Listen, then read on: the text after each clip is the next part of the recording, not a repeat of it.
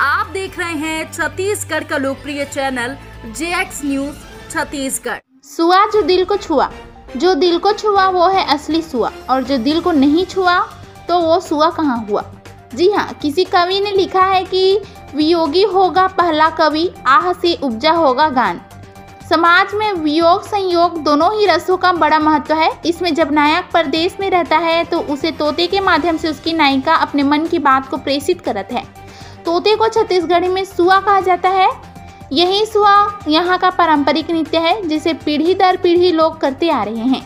पारंपरिक भारतीय संस्कृत हिंदी साहित्य में प्रेमी प्रेमिका के बीच संदेश लाने ले जाने वाले वाहक के रूप में तोता का मुख्य स्थान रहा है।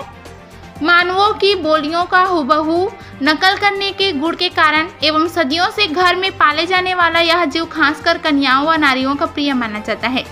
मनुष्य की बोली की नकल उतारने में सिद्धहस्त इस पक्षी को साक्षी मानकर उसे अपनी मन की बात तरी नरी नहा नारी नहना रे सुवना कही आते पियाला संदेश कहकर वियोगिनी नारी इन लोकगीतों के अनुसार यह संतोष करती रही कि उनका संदेशा उनके पति प्रेमी तक पहुंच रहा है। कालांतर में सुआ के माध्यम से नारियों के संदेश गीतों के रूप में गाए जाने लगे और प्रतीकात्मक रूप में सुआ का रूप मिट्टी से निर्मित हरे रंग के तोते ने ले लिया।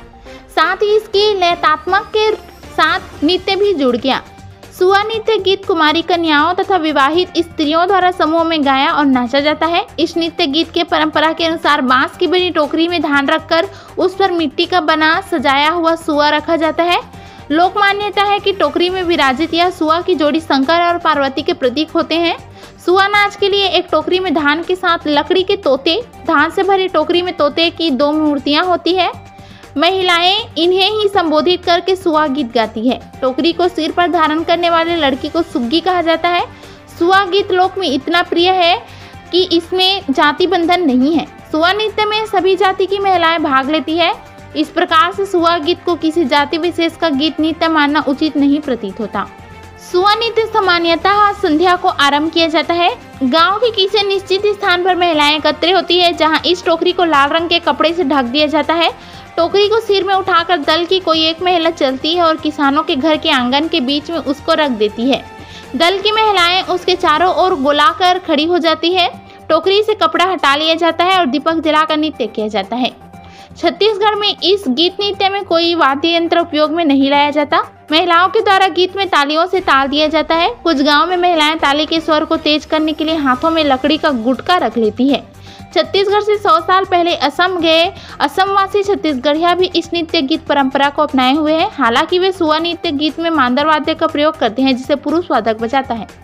प्राचीन परंपरा में सुआ गीत नृत्य करने वाले महिलाएं जब गांव में किसानों के घर घर जाती थी, तब उन्हें उस नृत्य के उपहार स्वरूप पैसे या अनाज दिया जाता है, जिसका उपयोग है वे गौरा गौरी के विवाह उत्सव में करती थी।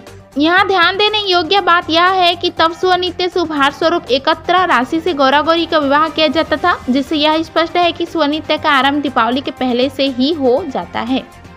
पारंपरिक रूप से सुआ नृत्य करने वाली नारियां हरी साड़ी पहनती है, जो पिंडलियों तक आती है। आभूषणों में छत्तीसगढ़ के पारंपरिक आभूषण करधन, कड़ा, पुतरी होते हैं। इन परंपराओं में बदलाव है। आज सुआ नृत्य और गीत का स्वरूप बदल गया है। छत्तीसगढ़ का पहनावा साड़ी और करधन, कड़ा, पुतरी भी अब देखने में नहीं आता है। गीतों के बोल आधुनिक हो रहे हैं, फिल्मीकरण हो रहा है। सुआ नृत्य में लड़कियां अब आधुनिक परिधान पहन रही है। सुआ सामूहिक गीत नृत्य है।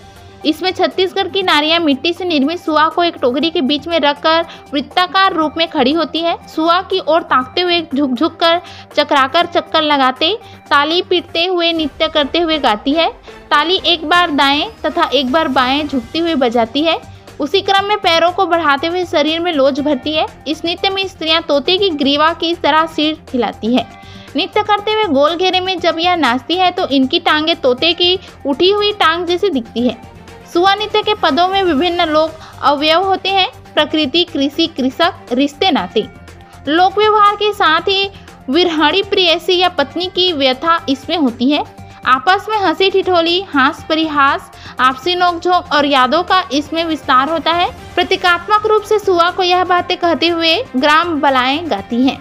सुआ गीत नारी जीवन के सुख दुख, हर्ष विषाद और व्यवस्था का ही चित्रांकन है। इस गीत में पारिवारिक प्रसंग और प्रेम के विविध अनुभव प्रस्तुत होते हैं। वैसे तो यहाँ लोकगीत करुण रस प्रधान होते हैं, लेकिन श्रृंगार और हास्य की झलक भी इसमें होता है। छत्तीसगढ़ जानकी नौगर राजा भाटा से बालेश्वर कश्यप की रिपोर्ट। हम छेरा मांगे जाथन नवागढ़ के नवागढ़ राजा माथा छेरा।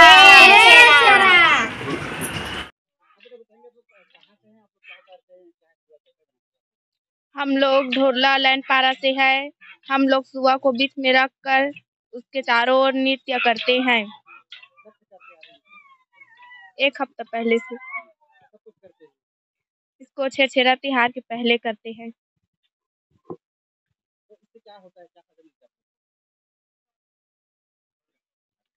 धान, पैसा, चावल मिलता है और आनंद मिलता है नृत्य करने से।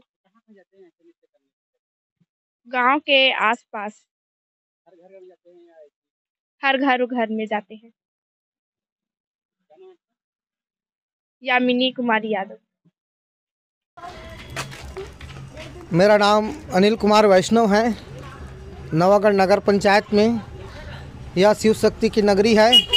आज माँ भगवती का पावन पर्व है। आज माँ शाकंभरी देवी की पूजा होती है और छत्तीसगढ़ में यह विशेष मान्यता है कि आज के दिन यह पुष्य पूर्णिमा है। इस दिन अन्नदान का महापर्व है। जो भी अन्नदान करते हैं, जिस प्रकार से अन्न का दान करते हैं, मांगने आते हैं, तो जो मांग कर ले जाते हैं तो उस घर से हर प्रकार की रोग पीड़ा को हर कर ले जाते हैं। यही हमारी विशेष मान्यता के साथ डंडा नृत्य सुआ गीत के माध्यम से हर्ष उल्लास के साथ यह हर वर्ष विधि पूर्ण से यह पर्व मनाया जाता है। यह माँ शाकंभरी देवी की विशेष पूजा का पर्व है। माँ शाकंभरी कृपा से हमारे नवागढ़ नगर में सदा अन्न धन की लक्ष्मी की वर्षा होती रहे।